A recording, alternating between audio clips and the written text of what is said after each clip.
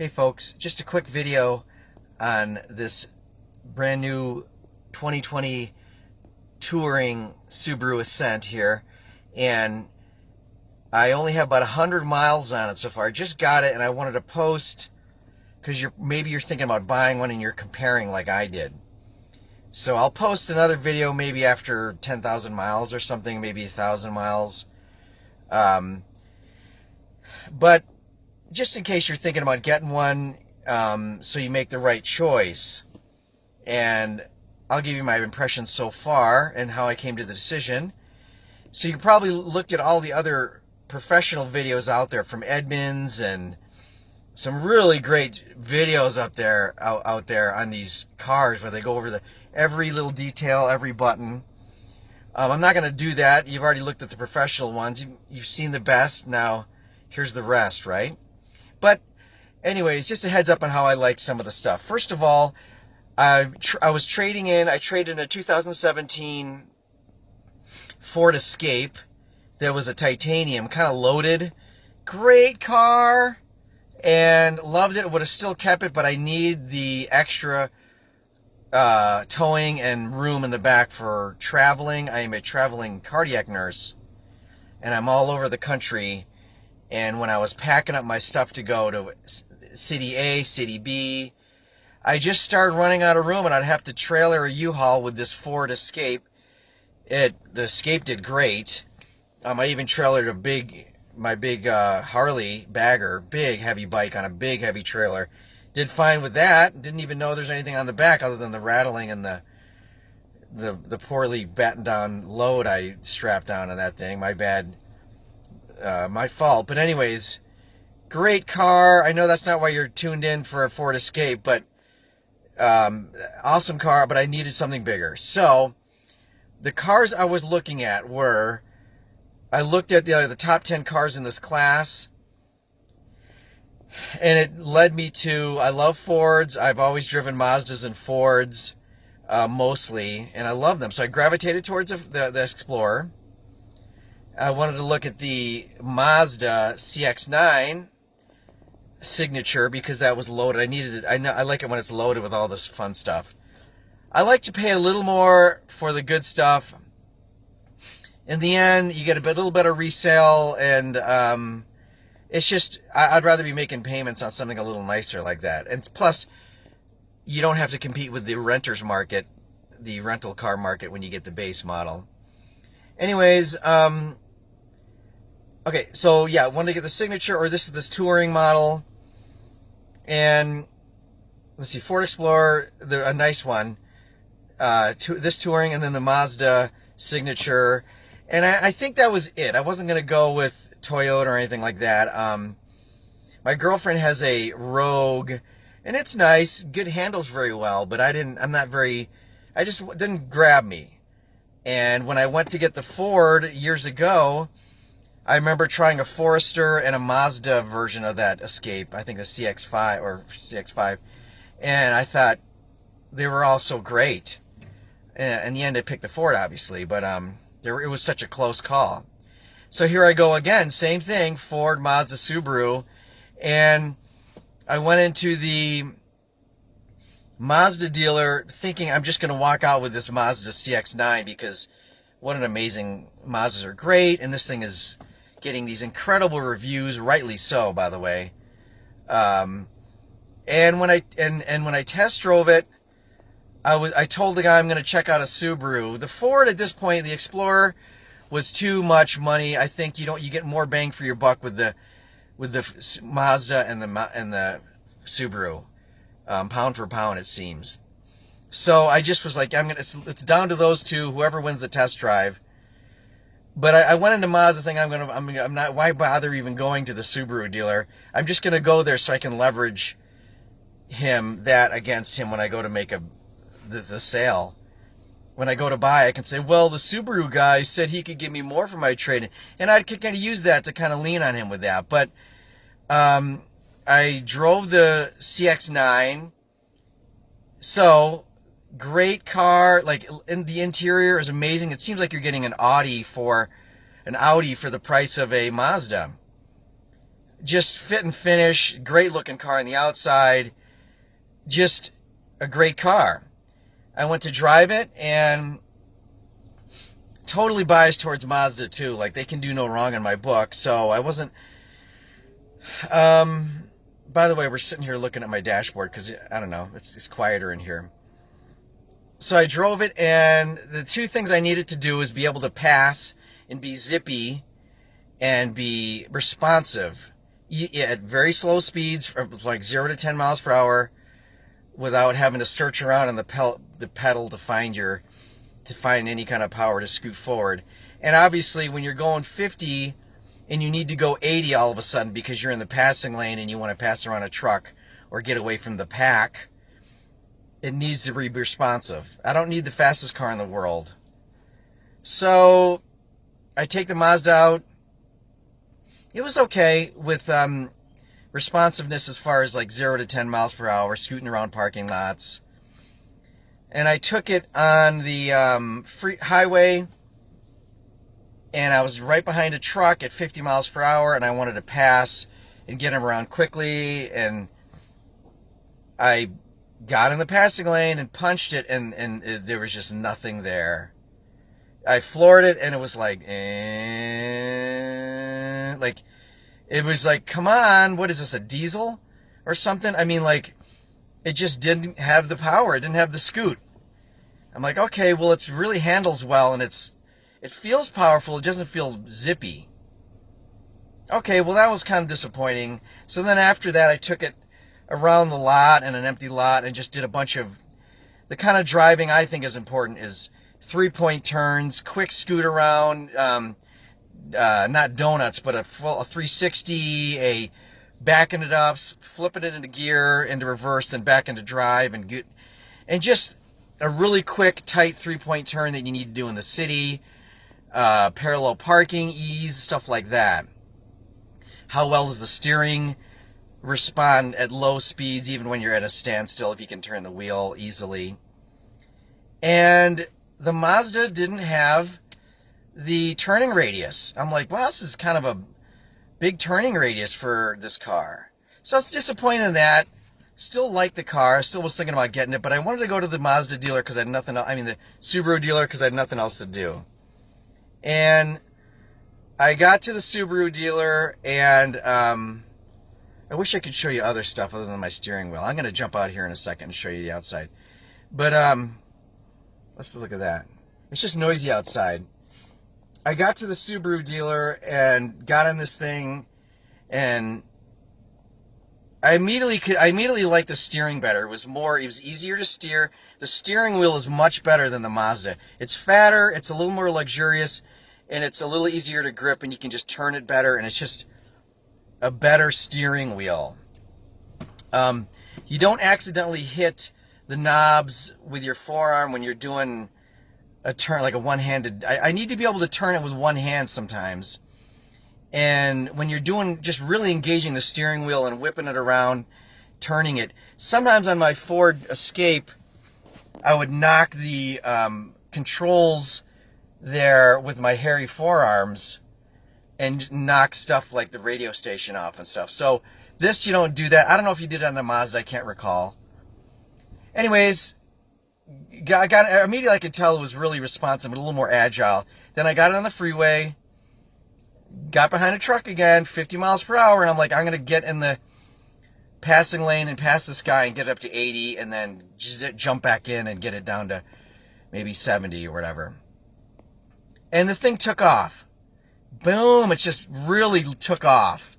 And it was a complete difference with the power delivery when it came to that. And even around town, I liked it, like in a parking lot. So then I take it and did a 3-point turn with it and did all my agility stuff in an empty parking lot near the dealer. And it was great. It pops right in. It's the best, great turning radius.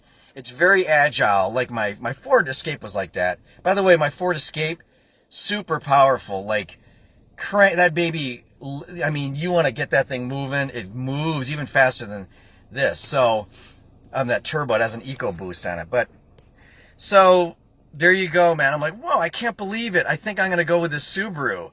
And then you're like, well, the fit and finish, you know, it's not as nice as, I'm just pointing randomly here, with these buttons, and I'll agree with that. I guess the Mazda's a little bit more luxury sport, European looking, but I actually think the fit and finish in this is really good. I mean, I love the way there's different tones, there's different colors, there's about, and the way, and they just chose the different colors, and I'm like, this is a nice car too. And you know what? It has a little bit more character to it.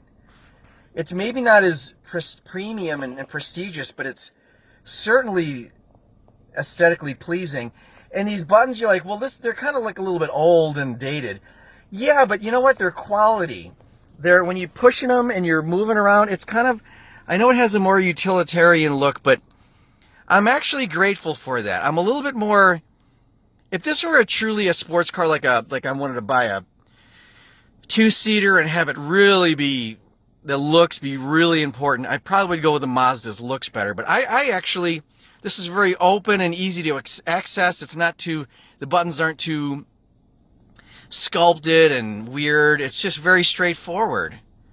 I haven't really engaged the entermation or the infotainment system, if you will. I don't know. I mean, we have to wait for another awesome video. But, so there you go. So, I mean, there's a lot I haven't checked out, but one of the things I like is it comes with this, I don't know if the Mazda does it, this little button right there. And that brings your mirrors in. See, I got them in right now. I got to flip them out because my garage is too narrow. And you're like, well, yeah, it's because the house was built in the 70s. It's like, well, didn't they have huge cars in the 70s? So, but I can barely get it in my garage here, so I flip them in. Or at a parking lot, I flip them in and they flip out. And I didn't even notice it. I just hit them by accident. The other thing that's cool is you can flip it down in the drive and then go to the left and do your paddle shifting. I've never driven anything but a stick shift my entire life since I was 16. Every car's been manual. So the only car is the Escape was my first automatic. And this is my second. And I don't like the paddle shifters. I don't think they provide, I just, I don't use them, but anyways, you can flip it right down in the drive without looking. With my Escape, if you flipped it too far, it would send it into paddle shift mode, which I may not have wanted to. The car will still move forward, but if you're doing a 3-point turn, you can just boom, boom, boom, crank your gears and get out of there. You don't have to look down and see if you're in drive or sport mode. Really not a big deal, but it was kind of nice to just be able to slam it back into drive. And I do actually use the paddle shifters and yeah, my Escape I did too, when I'm going downhill and I need to drag, I need the engine for drag. It's certainly no relationship like you share with a sportier coupe. I used to drive a Mazda 3, and where you're stick shifting on that thing. I mean, there's no relationship like a stick shift in a smaller car, especially if it's sportier. But it's nice to have coming down a hill, and I can downshift coming down a hill, and so I don't have to use my brakes so much, and I get a little more control. And it actually worked kind of nice. It's a nice motor, which brings me to the motor. That's one of the things I like. I forgot that it was a CVT, and I knew it was a boxer, but I'm like, yeah, whatever. And that's one of my favorite things about this car so far. I didn't know I'd be so into it. The boxer motor is a little bit noisy out there. It's like, it's kind of a noise. But not an intrusive. And you can feel it. It's like more like a truck, a little bit. I think you can't have too much of that, or you're going to turn off a lot of the family. Maybe a soccer mom who wants to buy this is not going to be that into it, or someone like that. But it still has enough character, certainly has the power, and the CVT is not like it was when I test drove back in 2016 or 17, when it was a little bit more of that CVT kind of one gear winding. This is amazing motor. It's fun to listen to, and you can feel it just a little bit. And as someone who rides motorcycles more often than a car, the motor experience is pretty important to me.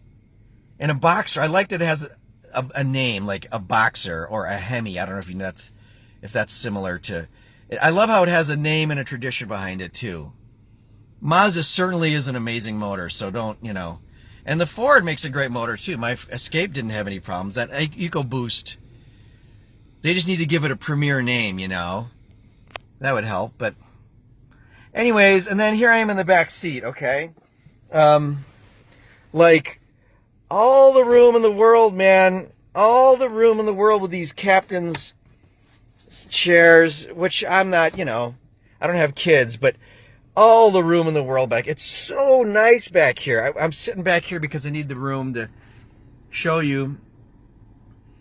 So far, so good. And by the way, these buttons, let me point. Oh, yeah. These are really nice. These buttons, they have a nice metallic, luxurious, expensive. All the stuff, when you touch it, feels very solid. It just feels like you pulled it off an Audi or a Jaguar.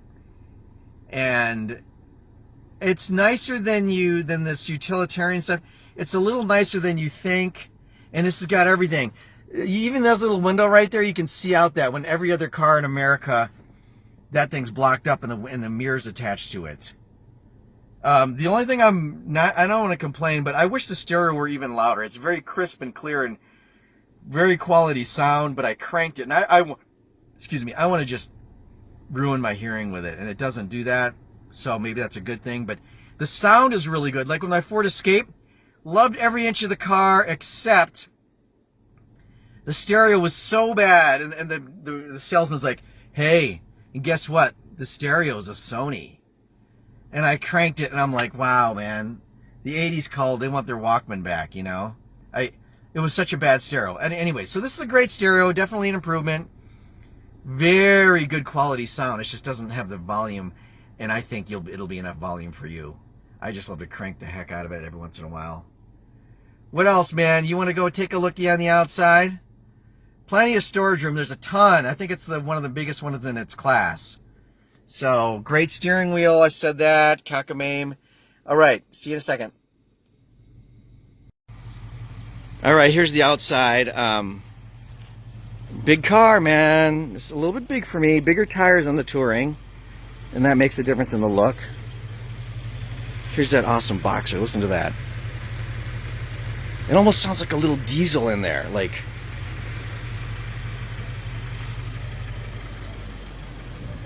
So, tinted windows came with it.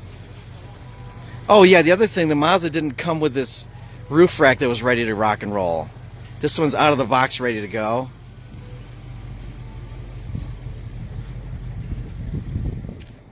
I live in El Paso, if you're curious. Rear end, fine. It, opens nicely. The tow package, I had them include that. That was part of my wheeling and dealing. So they're going to install that. There you go, man. Great car. Let's take a look in pokey in the inside. I mean, I don't know what else you want to look at. Seats on my Ford Escape, they had cloth with the leather side, which is amazing. If you think leather, oh no, only leather. No, I thought that too until, wait till you get in on a cold day or a really hot day. I had that Escape in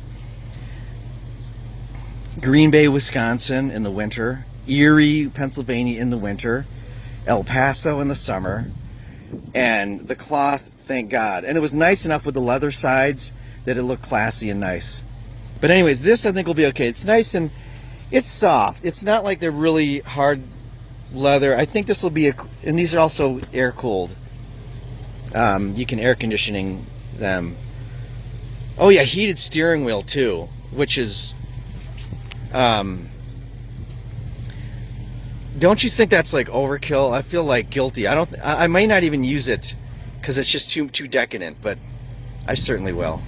I could have used it in Green Bay. This little button right here, awesome. This is the dome light. Oh, you can't see. And I had it on. I thought that was my fog lights. And then my dome lights are always on. I'm like, what is with this thing? You can't turn these dome lights off. And I'm like, well, I wonder if that's a safety thing. And I'm like, not question. And then I'm like, oh wait, that's the. So I'm glad I figured that one out. Anyways, blah, blah, blah. Read the specs on this. I think you'll find that it's going to be a hard choice between this and the Mazda. And I'll try to post some other day. Thanks for watching.